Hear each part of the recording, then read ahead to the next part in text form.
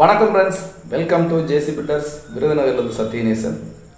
இந்த வீடியோவில் நம்ம பார்க்க போகிறது கொத்தனாருடைய வேலை என்ன, எல்லாரும் ஒரே மாதிரி வேலை பார்ப்பாங்களா என்பதை குறித்த ஒரு தலைப்பில் வீடியோ பார்க்க போகிறோம். இப்போ தான் நம்முடைய சேனலை நீங்கள் முதல்ல பார்க்குறீங்கன்னா சப்ஸ்கிரைப் பண்ணிக்கோங்க.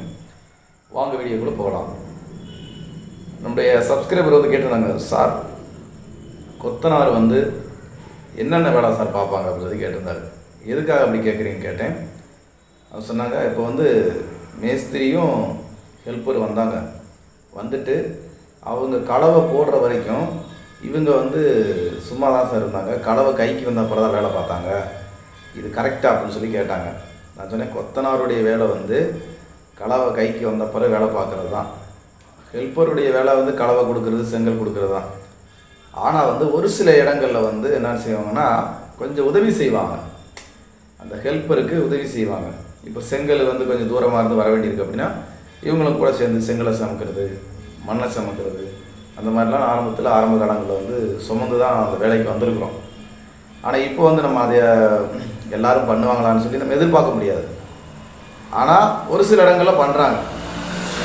ஒரு சில இடங்களில் ஹெல்ப் பண்ணுவாங்க. கலவை போடும்போது கொஞ்சம் தட்டில் வாங்கி போடுறது, செங்கல் கொண்டு வந்தாலும் வாங்கி போடுறது, இந்த மாதிரி ஒரு அட்ஜஸ்ட்மெண்ட் இருக்கும். இருந்தால் தான் அது நல்லது.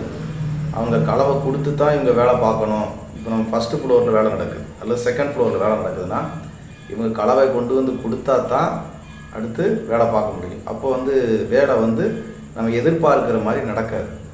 அப்படிப்பட்ட நேரத்தில் என்ன செய்யணும் அப்படின்னா, நம்ம மெட்டீரியல் எல்லாமே முதல் நாளே மேலே மாடியில் கொண்டு போய் சேர்த்து வச்சிடணும். சேர்த்து வச்சுட்டு வேலையை பார்த்தாங்கன்னா அவங்களுக்கு வேலை குயிக்காக நடக்கும். அதனால் கொத்தனாருடைய வேலை கலவை கைக்கு வந்த பிறகு வேலை பார்க்குறது தான் அவங்க வேலை. ஆனால் கொஞ்சம் ஹெல்ப் பண்ணணும். பண்ணால் வேலை கொஞ்சம் நினச்ச மாதிரி முடிக்க முடியும். இது ஒரு விஷயம்.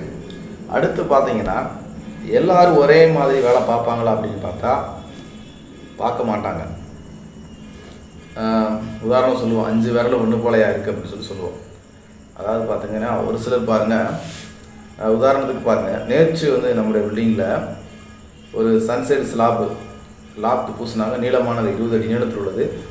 இப்போ பொதுவாக ரொம்ப நீளமாக இருந்தால் எல்லோரும் சொல்கிறது என்னென்னா, நீளம் அதிகமாக இருக்குது, 2 கொத்தனார் வேணும்னு சொல்லுவாங்க. ஆனால் அந்த கொத்தனார் என்ன சொன்னார் அப்படின்னா, நான் ஒரு ஆளே பார்த்துறேன்னு சொல்லிட்டார். அப்போ நான் என்ன சொன்னேன், சரி பார்த்து இல்லை ஒரு ஆளுக்கு வச்சுக்கோங்க அப்படின்னு சொன்னேன். இல்லை ஒரு ஆள் போதும் அப்படின்னு சொல்லிட்டார். அப்போ அவர் முடிச்சிட்டார் அந்த வேலையை. ஆனால் வேறு ஒரு ஆளை விட்டுருக்குந்தா அவன் என்ன சொல்லுவாங்க, 2 பேர் வேணும்னு சொல்லுவாங்க. அப்போ ஒரு ஆள் நல்லா வேலை பார்க்குறாங்க, ஒரு ஆள் கொஞ்சம் மெதுவாக வேலை பார்க்குறாங்க.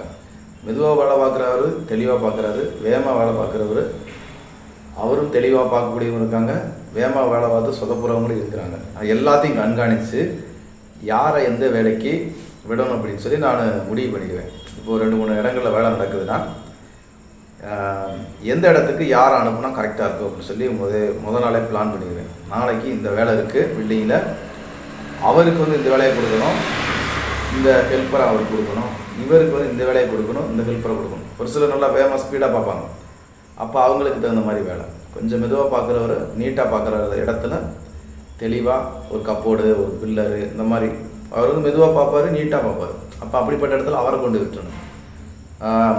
வேகமாக பார்க்க வேண்டிய இடத்துல அவங்களுக்கு கொண்டு விடணும். யாருக்கு என்னென்ன வேலை கொடுக்கணும் அப்படிங்கிற முதல்ல பிளான் பண்ணி அதுக்கு தகுந்த மாதிரி கொடுப்போம்.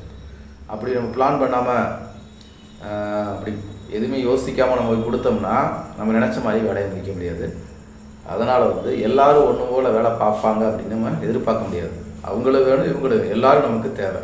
ஒரு சிலர் கொஞ்சம் ஸ்பீடாக பார்ப்பாங்க, ஒரு சிலர் கொஞ்சம் கம்மியாக பார்ப்பாங்க. ஆனால் எல்லோரும் தேவை. மெதுவாக பார்க்குறவங்க என்ன வேணால் சொன்னாலும் பார்ப்பாங்க. அவங்க போய் கலவை போடுங்கன்னு சொன்னாலும் போடுவாங்க. அதனால் எல்லாருக்கும் அட்ஜஸ்ட்மெண்ட்டு, எல்லோரும் ஒன்று போல் சேர்ந்து ஒர்க் பண்ணால் தான் ஒரு பில்டிங்கை தரமான முறையில் முடிக்க முடியும். இதில் நான் பெருசு நீ பெருசுங்கிற பேச்சுக்கே இடம் கிடையாது. எல்லோரும் ஒன்று போல் சேர்ந்து அவருக்கு அவங்களால முடிஞ்ச அளவுக்கு வேலை பார்க்கணும். அதிகமாக வேலை பார்க்கணும் அவசியம் கிடையாது. வாங்குகிற சம்பளத்துக்கு வேலை பார்த்தாங்கனாவே நல்லபடியாக வேலையை முடிக்கலாம். ஓகே, இன்றைக்கி இந்த சின்ன பதிவை உங்களுக்கு மத்தியில் ஷேர் பண்ணுறேன். வீடியோ குறித்த கருத்துக்களை மறக்காமல் தெரியும். இப்போ தான் நம்முடைய சேனலை நீங்கள் முதல்ல பார்க்கணும், சப்ஸ்கிரைப் பண்ணிக்கோங்க. மீண்டும் அடுத்த வீடியோ சந்திப்போம். பாய்.